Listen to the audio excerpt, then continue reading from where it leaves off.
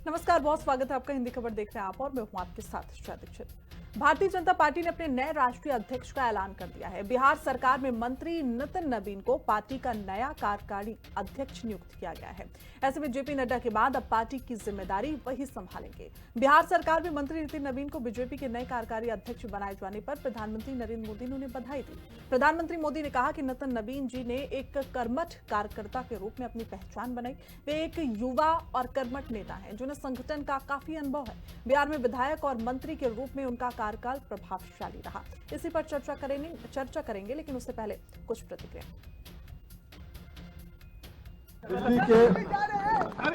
बिहार के लोगों को शुभकामना है। बिहार के मेरे क्षेत्र के लोगों ने मुझे इतना आशीर्वाद दिया, बिहार ने इतना आशीर्वाद दिया।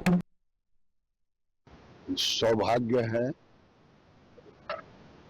देश में सबसे कम उम्र के राष्ट्रीय अध्यक्ष के रूप में नितिन नवीन जी अध्यक्ष के रूप में हम लोगों के अध्यक्ष आए हैं। नितिन नवीन जी बिहार से हैं। बिहार के लोगों का, बिहार के कार्यकर्ताओं का, बिहार वासियों का कोटि कोटि केंद्र को बधाई, धन्यवाद। उस पार्टी में क्या भाजपा में चुनौती होगी, उनके चयन का आधार क्या था, इस पर मेरी टिप्पणी उचित नहीं है। और ये रवायत हर पॉलिटिकल पार्टीज को दूसरी पार्टी पर कमेंट करने में बच, लेकिन व्यक्तिगत तौर पे मैं उनको जानता हूँ, बहुत ही विनम्र स्वभाव के हैं। जो 2-4 मुलाकात मेरी है और मैं उनको शुभकामनाएं देता हूँ कि एक बड़ी पार्टी के राष्ट्रीय कार्यकारी अध्यक्ष वो बने हैं। असंख्य शुभकामनाएं। तो देखिए, बड़ा बदलाव यहाँ पर लीडरशिप में देखने को मिला है, क्योंकि नितिन नवीन की अगर हम बात करते हैं तो बड़ा झटका भारतीय जनता पार्टी की ओर से दिया गया है, क्योंकि किसी ने सोचा नहीं था। और तमाम नाम राष्ट्रीय अध्यक्ष के रूप में हमेशा से सामने आए हैं, तमाम कयास यहाँ पर लगते रहे हैं, बड़े बड़े नाम रहे हैं, लेकिन नितिन नवीन का जो नाम है वो चौंकाने वाला था। सरप्राइजिंग परफॉर्मेंस नहीं रहा, ये चौंकाने वाला मैं कह सकती हूँ परफॉर्मेंस रहा है भारतीय जनता पार्टी का, क्योंकि 45 साल में। तो हमारे साथ खास पैनल जुड़ गया है। तारुफ करवा देती हूँ, रत्नाकर सिंह प्रवक्ता बीजेपी से हमारे साथ जुड़ेंगे। डॉक्टर पूजा मिश्रा भी प्रवक्ता समाजवादी पार्टी से, वो भी कुछ देर बाद हमारे साथ जुड़ जाएंगे। आलोक पांडे राजनीतिक विश्लेषक हमारे साथ जुड़े हुए हैं। खालिद अमीन प्रवक्ता कांग्रेस से हमारे साथ कुछ देर में जुड़ेंगे। आलोक जी, शुरुआत में कर लेती हूँ आपसे, क्योंकि जिस तरीके से अब हम ये कह सकते हैं कि ये कोई सरप्राइजिंग वाला फैसला नहीं था भारतीय जनता पार्टी की ओर से, पूरी तरीके से चौंकाने वाला था, क्योंकि लगातार हम कयास लगा रहे थे और बड़े बड़े नाम इसमें शामिल थे। और अचानक से एक ऐसा नाम कह सकते हैं कि जो पूरी तरीके से भारतीय जनता पार्टी को जानते नहीं होंगे, वो नवीन जी को भी नहीं समझ पाते होंगे, नहीं जानते होंगे, जो पूरी तरीके से भारतीय जनता पार्टी के अंदर तक राजनीति में नहीं इंक्लूड होंगे। बिल्कुल, मेरे लिए भी उतना ही सरप्राइजिंग है जितना मुझे लगता है सभी के लिए है। नितिन नवीन का नाम बिहार की राजनीति में जो उनको राजनीतिक रूप से सक्रिय है वही जानते हैं। कोई बहुत बड़ा नाम, बहुत चर्चित नाम नहीं है। यही नरेंद्र मोदी जी की खासियत है। वो एक्सपेक्टेड लाइंस पे कभी चलते नहीं है, रिस्क लेते हैं। और अगर बिहार चुनाव के पहले इनका नाम लिया गया होता तो शायद आप ये कह सकते थे कि राजनीतिक लाभ लेने के लिए ही इनको चुना गया है। लेकिन चुनाव के बाद, बिहार के चुनाव में ऐतिहासिक विजय के बाद, एक कायस्थ व्यक्ति को, जो कि भारत में बहुत ज्यादा जनसंख्या इनकी नहीं है, लेकिन हाँ, कायस्थ जात बौद्धिक रूप से धनी मानी जाती है, बहुत ही इंटेलिजेंट माने जाते हैं। और मुझे लगता है कि मोदी जी ने योग्यता को प्राथमिकता दी है। उन्होंने कहा कि यंग लोगों को आगे बढ़ाना है, तो केवल शब्दों में ही नहीं, कर्मों में। मात्र 45 साल की उम्र है। हालांकि उनके ऊपर एक दबाव जरूर रहेगा कि उनके पिता भी राजनीति में थे, वो भी विधायक थे, और उसके बाद तो परिवारवाद की राजनीति में एक इनके जो विरोधी हैं, ये बात जरूर कहेंगे, चस्पा करेंगे कि भारतीय जनता पार्टी अपने अध्यक्ष को चुनने में भी कहीं न कहीं एक राजनीतिक परिवार के व्यक्ति को लेकर आई है। पहली पीढ़ी के नेता नहीं है, ये दूसरी पीढ़ी के नेता जरूर है। बिल्कुल आलोक जी, लेकिन बिल्कुल चौंकाने वाला इसलिए भी रहा क्योंकि एक बार भी अगर हम नितिन नवीन की बात करते हैं तो उस नाम का जिक्र ही कहीं नहीं हुआ था। जैसा कि अभी आपने बोला कि अगर बिहार चुनाव से पहले इस नाम का जिक्र होता तो कहीं ना कहीं कह सकते थे कि बिहार वासियों को साधने के लिए या वोट बैंक की राजनीति सरकार कर रही, लेकिन ऐसा कुछ भी नजर नहीं आया। हालांकि अब ये भी एक तरीका बीजेपी का यहाँ पर नजर आता है कि पहले कार्यकारी अध्यक्ष बनाओ, उसके बाद उसको राष्ट्रीय अध्यक्ष के रूप में नियुक्त कर दो। ये नया तरीका, नया फॉर्मूला बीजेपी लेके आई है राजनीति में। श्रेया जी, नितिन नवीन वैसे भी नवीन है, उम्र के हिसाब से भी नाम ही उनका नवीन है जी। और नवीन भी है वो। तो भारतीय जनता पार्टी बहुत बड़ी पार्टी है और भारतीय जनता पार्टी से सोच रहे हो कि कोई रिस्क पूरा ना लिया जाए। अगर मान लीजिए बहुत बेहतर काम नहीं कर पाते हैं तो कह दिया जाएगा भाई ठीक है, इनको तो कार्यकारी अध्यक्ष ही चुना गया था। दूसरा हो सकता है कि ये रणनीति हो जो हमें दिखाई नहीं दे रही है, पश्चिम बंगाल को साधने।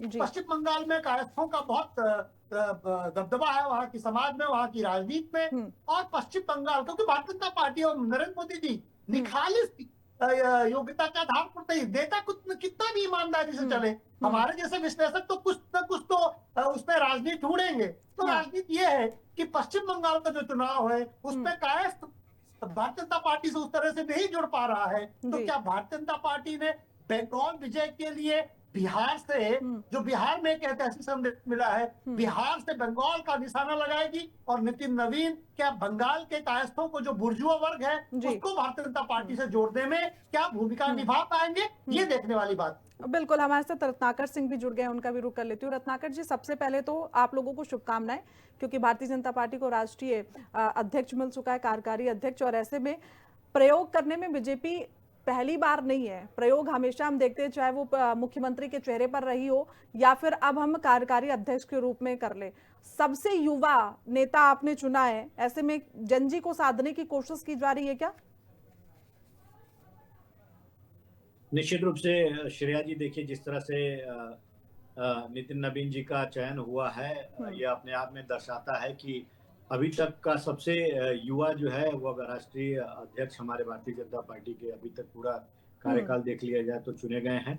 और एक जो कहा जाता है हमारे यहाँ की सेवा, समर्पण और संवाद की जो मूल भावना होती है हमारी पार्टी की, उस मूल मंत्र से जो काम करता है, निश्चित रूप से वह एक साधारण कार्यकर्ता भी पार्टी के शीर्ष तक पहुंच जाता है। और आपने देखा कि नवीन जी जो है वो भारतीय युवा मोर्चा से भी जुड़े रहे और निश्चित रूप से जिस प्रकार से उन्होंने संगठनात्मक कार्य किए हैं, जिस प्रकार से उनकी छवि रही है, बेदाग, साफ सुथरी और सरल छवि रही है, वह संगठन को और मजबूत करने का काम करेंगे। ये हमारे शीर्ष नेतृत्व जो है वह निश्चित रूप से उनके अंदर वो सारी खूबियां देख रहे हैं, जिसके आधार पे उनको संगठन का अध्यक्ष बनाया गया है।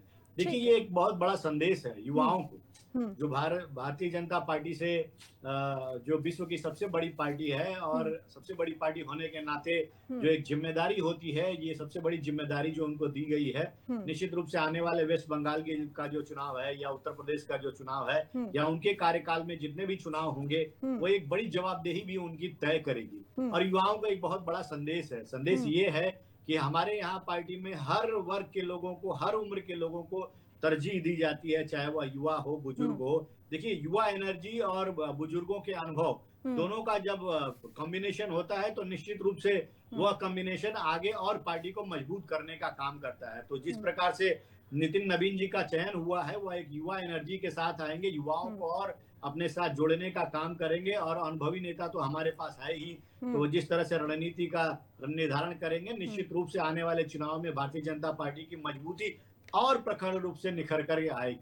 बिल्कुल, विपक्ष के लिए तो एक बहुत बड़ा झटका रहा होगा, क्योंकि अचानक से नाम का ऐलान हो जाना, क्योंकि तमाम कयास लगाए जा रहे थे, बड़े नाम थे सामने, जैसे कि मनोहर लाल खट्टर की बात कर ले, शिवराज सिंह चौहान का भी नाम बहुत लोग इस पे जिक्र करते थे। तो ऐसे में विपक्ष के लिए तो बड़ा झटका है। तो मेरे साथ डॉक्टर पूजा मिश्रा जुड़ी हुई है समाजवादी पार्टी से, मैं उनका एक बार रुख करूंगी। नितिन नवीन, 2029 की तैयारी देखते हैं आप कि 2024 का ये बड़ा झटका समझ रहे हैं आप लोग किस तरीके से इस पूरे मैनेजमेंट को देखते हैं भारतीय जनता पार्टी के? श्रेया जी, आपको नमस्कार, साथी वक्ताओं को भी नमस्कार। अब इनकी पार्टी है, इनमें चाहे किसको अध्यक्ष बनाते हैं, किसको उपाध्यक्ष बनाते हैं, किसको प्रदेश अध्यक्ष बनाते हैं, ये इनकी मर्जी है। इसमें जो है समाजवादी पार्टी का कोई टेक नहीं हो सकता है और हमारे संगठन में जो है किसी का कोई टेक नहीं हो सकता है। हाँ, उसके बाद आ जाते हैं, अभी जो है भाजपा के प्रवक्ता कह रहे थे कि हम बुजुर्गों का मार्गदर्शन और जो है युवा शक्ति या जो युवा की एनर्जी है उसको लेकर के प्रोग्रेस करें, तो मुझे लालकृष्ण आडवाणी जी की याद आ गई। मतलब जब 2014 में इनकी सरकार बनी है, लालकृष्ण आडवाणी जी बिल्कुल आगे बढ़ करके कार्य कर रहे थे। उसके बाद में उनका मार्गदर्शन इनको चाहिए नहीं था, उनको आगे बढ़ा दिया और ना ही उनका तजुर्बा चाहिए हुआ था, और फिर पता नहीं कहाँ गायब हो गए। फिर मुझे ध्यान आया जो हमारे उपराष्ट्रपति थे धनखड़ जी, उनका भी पता नहीं चला, उनको तो जो है अंतिम विदाई भी नहीं दी गई।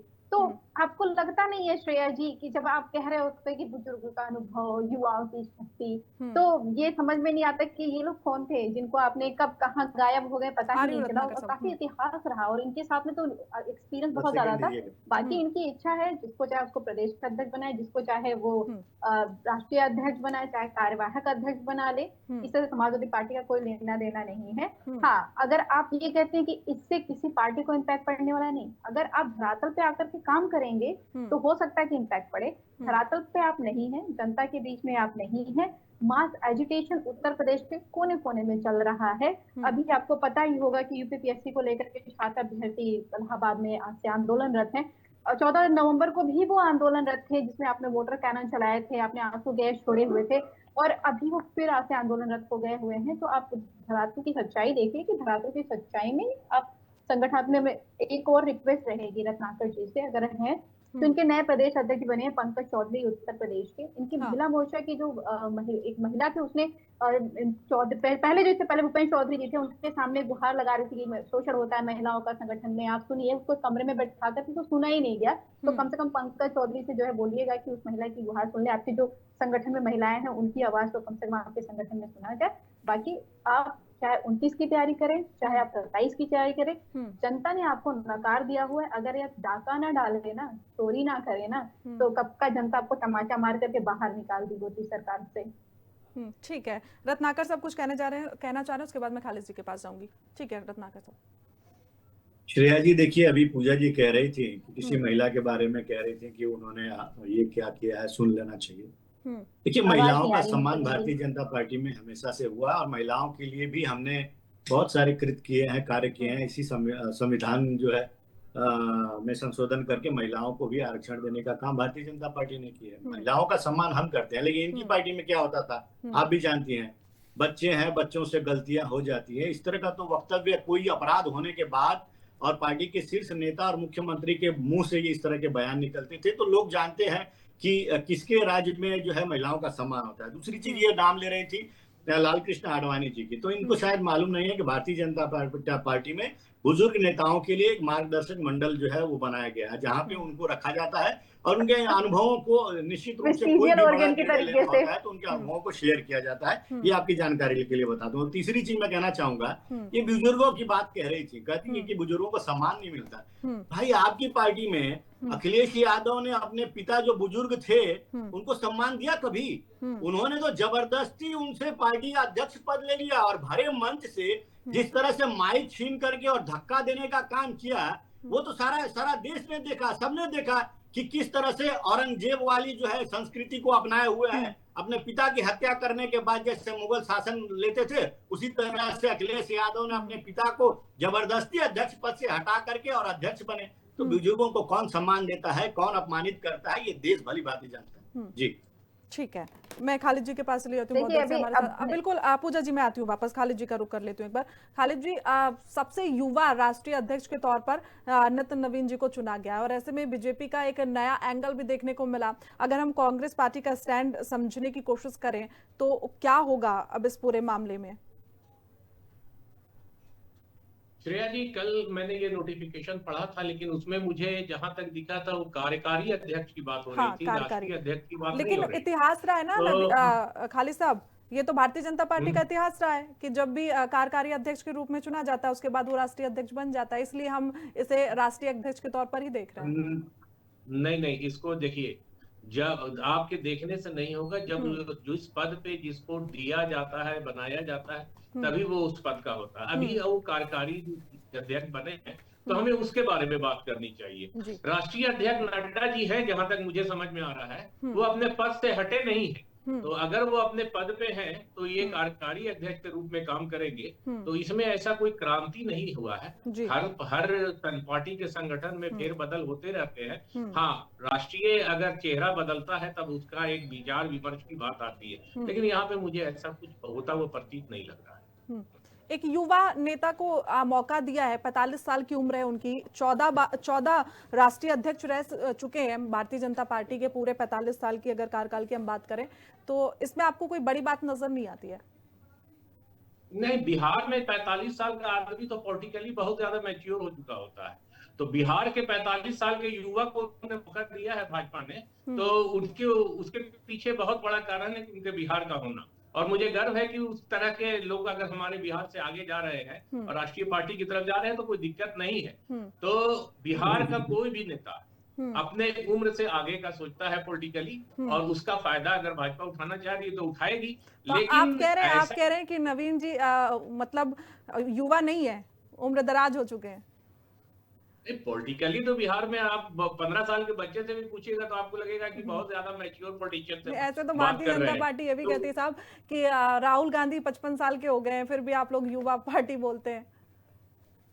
ये तो भारतीय जनता पार्टी तो सही बोलती है, वो युवा है इसलिए दिखते भी है, करते भी है और नजर भी आते हुए करते हुए। एक होता है लेथार्जिक युवा और एक होता है एक्टिव युवा। तो राहुल गांधी तो एक्टिव युवा है, फिजिकली भी और मेंटली भी। लेकिन नवीन जी का अगर हम नवीन जी का पूरा अगर हम समय देखते हैं तो बहुत कम उम्र में वो पहली बार विधायक बन गए थे 2006 में, 5 बार वो विधायक रहे। उसके बाद जिस तरीके से बिहार में भी उनकी अहम भूमिका नजर आई। जब भी किसी के घर में हादसा हो जाता है और उनके फादर वर्किंग विधायक थे 4 बार के, और उनके डेथ के बाद ये उपचुनाव में गए तो सिंपैथी पब्लिक की थी। और चूंकि शहरी क्षेत्र हर जगह का भारतीय जनता पार्टी का उस पे पकड़ रही है, तो उसका वो बेनिफिट उठाया उन्होंने और उनको मिला। अरे खाली साहब कैसी बातें करते हैं, एक बार चलिए सिंपैथी मिल जाती है, 5 बार कैसे सिंपैथी मिल जाती है? जब तक आप काम नहीं करेंगे कैसे जनता, मतलब आज तक मुझे नहीं लगा कि कांग्रेस को कभी सिंपैथी मिली है, काम के आधार पर ही वोट डाले गए हैं। आप पटना के बांकीपुर के जो रोड के बाद का इलाके में जब आप घूमेंगे तो आपको समझ में आ जाएगा। कभी आप अपनी टीम भेज करके देख लें कि कितना काम किया है। ये 5 बार के विधायक होने से नहीं होता है। वहाँ की सड़कें, वहाँ की नलियां, वहाँ की गलियां बतानी चाहिए। रत्नाकर साहब, कांग्रेस को बहुत बड़ी बात नहीं लग रही है, ठीक है, वो कह रहे हैं ठीक है अच्छी बात है कि बिहार में से किसी को मौका मिला है, लेकिन बहुत बड़ी बात नहीं है, वो तो युवा भी नहीं समझ रहे। देखिए श्रेया जी, राहुल गांधी जो है वो 55 साल के इनको युवा लगते हैं, जबकि हमारे देश में 60 साल के बाद लोग रिटायरमेंट लेकर के और आराम की जिंदगी जीते। तो निश्चित रूप से 75 साल के प्रधानमंत्री जी है, अभी तक रिटायरमेंट उनका नहीं हो रहा है। गृह मंत्री का हाथ कांप रहा है, फिर भी वो गृह मंत्री बने हुए थे। ऐसी बातें ना करें, सही मतलब तथ्यों पे रख के बात करें। सुनने की क्षमता रखिए, सुनने की क्षमता रखिए। नहीं, सुनने की क्षमता की बात नहीं है। अब आपको जैसे मौका देंगे, आप अपनी बातों को रख लीजिएगा, उतर करने की कोशिश न करिए। देखिए इनके अभी ये कह रहे थे कि हमको गर्व है कि वो बिहार से हैं, तो भाई काश कि इस तरह का आप गौरवान्वित कांग्रेस पार्टी के लिए भी फील कर सकते, नहीं कर बिल्कुल, क्योंकि इनके यहाँ पे हाई कमान कल्चर है। और हाई कमान ने एक ऐसे 83 वर्ष, मैं उनकी उम्र पे कटाक्ष नहीं करना चाहता, उनके स्वास्थ्य पे भी कटाक्ष नहीं करना चाहता, लेकिन इनके हाई कमान ने एक 83 वर्षीय बुजुर्ग आदमी को, जो बिना सहायता के खड़े भी नहीं हो सकते, ऐसे आदमी को अध्यक्ष बना करके रखा है। ये संदेश जाता है कि आप सेकेंड लाइन की लीडरशिप आपने कभी तैयार किया ही नहीं है। मेरा श्रेया जी कांग्रेस पार्टी में बहुत लंबा अनुभव रहा है, और मैं आपको अनुभव बनाता हूँ। खड़गे जी भी, मैं उनके साथ भी काम कर चुका हूँ। मैंने युवाओं को कभी भी ये सिर्फ ये प्रोपेगेंडा इनका रहता है कि हम युवाओं को तरहीज देते हैं, लेकिन जहां पे युवाओं को तवज्जो देने की बात आती है, ये युवाओं को दरकिनार करते हैं और उनको तवज्जो देते हैं जो इनके हाई कमान के क्लोज रहता है, खास रहता है, उनको तवज्जो देने का काम करते हैं। इन्हीं के राज्य से शकील अहमद आते हैं, उनका एक इंटरव्यू आया था, मैं आपको एक वाकया बताना चाहता हूँ। उन्होंने अभी बिहार चुनाव के बाद पार्टी से उन्होंने इस्तीफा दिया, और बहुत पुराने नेता और बहुत वरिष्ठ नेता हैं और कई बार के विधायक रह चुके हैं, पार्टी में महासचिव भी रह चुके हैं। वो एक बात बता रहे थे राहुल गांधी के बारे में कि राहुल गांधी जी पार्टी में सुधार लाने के लिए अगर कोई भी व्यक्ति बुजुर्ग हो चाहे युवा हो, अगर उनको सुझाव देता है कि अगर पार्टी का फेस दिखाता है कि यहाँ पे हमारी कमियां हैं, तो राहुल गांधी जी उसका नाम कट कर देते हैं, उसको दिल्ली तक नहीं बुलाते हैं किसी भी मीटिंग में। तो ये तो इनके हाई कमांड कल्चर का जो है एक ट्रेडिशन रहा है कि अगर पार्टी को मजबूत करने के लिए कोई बात भी कह दे कि हमको इस तरह से काम करना चाहिए, हमको यहाँ पे इस टीम में इनको लेना चाहिए, तो उनको पार्टी से मतलब तवज्जो खत्म कर दिया जाता है। रत्नाकर साहब, एक सवाल ये भी उठ रहा है, कांग्रेस नहीं आने वाली है। 2023 में जेपी नड्डा जी का कार्यकाल खत्म हो चुका था, ये 2.5 साल का मतलब हम कह सकते हैं कि लंबा समय रहा है, और ऐसे में जब तमाम बार हमने आरएसएस के प्रमुख के जुबान से सुना कि उन्होंने कहा कि अगर हमें चुनना होता राष्ट्रीय अध्यक्ष तो हम कब चुन सकते, तो साफ तौर पर कहीं ना कहीं राष्ट्रीय अध्यक्ष को लेकर नाराजगी नजर आती थी उस समय उनके बयानों पर। तो इस बार हम ये भी कह सकते हैं कि जिस तरीके से नवीन जी को चुना गया है, क्योंकि वो सबसे युवा हैं और यही हमेशा से संघ चाहता रहा है कि पायदान पे सबसे आखिरी में खड़े व्यक्ति को लाभ मिले, वो आगे बढ़े, तो इस बार जिस तरीके से नवीन जी को चुना गया है तो उसमें आरएसएस की भी भूमिका हम समझें।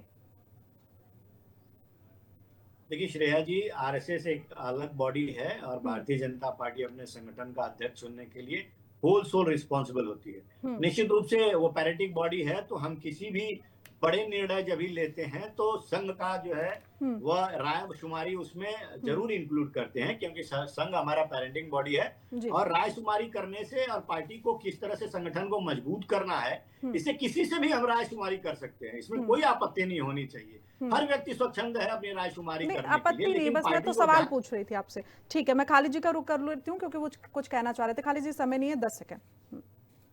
नहीं, अभी क्या कि डॉक्टर शकील अहमद साहब को ये कोट कर रहे थे, तो ऐसा है कि शकील अहमद साहब यहाँ के टेलीकम्युनिकेशन भारत के मंत्री रह चुके हैं और साथ में वो स्टेट होम मिनिस्टर भी रह चुके हैं, स्टेट अफेयर्स। तो और वो अपने जवानी के एकदम शुरू के दौर में तो इसी कांग्रेस पार्टी के जो आला कमान है उन्होंने ही ये मौका दिया था। ऐसा नहीं है कांग्रेस मौका नहीं देती, कांग्रेस मौका देती है ये होती, लेकिन पहली बात पूरी होने दी, लेकिन जब रिजाइन कर दिए। ठीक है रत्नाकर साहब, बात तो पूरी होने दे। अभी तो मैं तर्क कर रहा था और अभी आप कूद रहे हैं, यही तो फर्क है। ठीक है खालिद साहब, निराशा रखिए। लेकिन मैं कह रहा था कि जब पार्टी सरकार में नहीं होती है या सरकार मतलब अपने बेहतरीन दौर में नहीं होती है तो उसके पास देने के लिए बहुत कुछ नहीं था। ठीक है, मैं पूजा जी का रुख कर लेती हूँ, आखिरी रिएक्शन ले लेती हूँ क्योंकि समय बस इतना ही है, हमारे पास 2 और मेहमान है। खालिद जी, ठीक है, पूजा जी आखिरी रिएक्शन 10 सेकंड। पूजा जी आवाज आ रही है? देखिए जो है जी बिल्कुल मुझे आ रही है। जब तक आप मन नहीं रंगाएंगे ना तो चोला रंगाने से कुछ नहीं होता है। आप प्रदेश अध्यक्ष बदलिए, राष्ट्रीय अध्यक्ष बदलिए, संगठन में बदलाव करते रहिए, मन तो आपका वही है, गंदा है। आपको ना तो इच्छा है प्रगति करने की, ना आप जो है ऐसी कोई मनसा रखते हैं। अभी उन्होंने बात की कि अभी बुजुर्ग पे कटाक्ष करने की बारी अभी तुरंत ही उन्होंने कर दिया राष्ट्रीय अध्यक्ष कांग्रेस को, और अपने यहाँ पे फेयरवेल भी नहीं देते। आनंदीबेन पटेल जी से मुख्यमंत्री पद से इस्तीफा दिलवा करके बोला नहीं आप जो है जाइए मार्गदर्शक में, हम आपको नहीं चाहते हैं कि आप जो है मुख्यमंत्री रहे। और वहीं पे जब इनको लगता है कि अब ठीक है तो ये बुजुर्ग भी चलते रहे, एक तरफ तो कहते हैं बुजुर्गों का सम्मान करते हैं, दूसरी तरफ पैनल में ही कांग्रेस के राष्ट्रीय अध्यक्ष जी को कटाक्ष मारने से नहीं चूके, ये उनके एज को लेकर के, उनकी स्वास्थ्य को लेकर के, और ये कह रहे हैं सम्मान करते हैं। यही तो दोहरा चरित्र है, सिर्फ कपड़े रंगते रहते हैं, मन इनका मैला है और जो मैला मन का जो है जवाब। ठीक है, आप सब हमारे साथ चर्चा में जुड़े उसके लिए बहुत बहुत शुक्रिया। समय बस इतनी की ही इजाजत देता है। तो देखिए, आज सवाल यहाँ पर विपक्ष उठा रहा है, विपक्ष कह रहा है कि कितने भी युवा नेताओं को ले आए, लेकिन जब तक मनसा साफ नहीं होगी तब तक कुछ भी होने वाला नहीं है। हालांकि ये बड़ी कामयाबी, ये बड़ी शॉकिंग न्यूज हम कह सकते हैं कि जब भारतीय जनता पार्टी अनाउंस करती है कि नवीन जी को अब राष्ट्रीय अध्यक्ष के तौर पर नियुक्ति किया जाएगा। फिलहाल बुलेटिन में बस इतना ही, देखते रहिए हिंदी खबर। नमस्कार।